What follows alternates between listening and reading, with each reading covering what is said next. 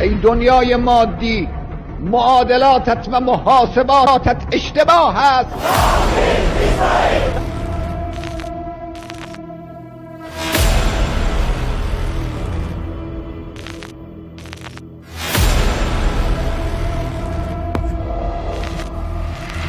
همه ما ملت ایران سربازان و رزمندگان این جنگ جهانی بزرگ خواهیم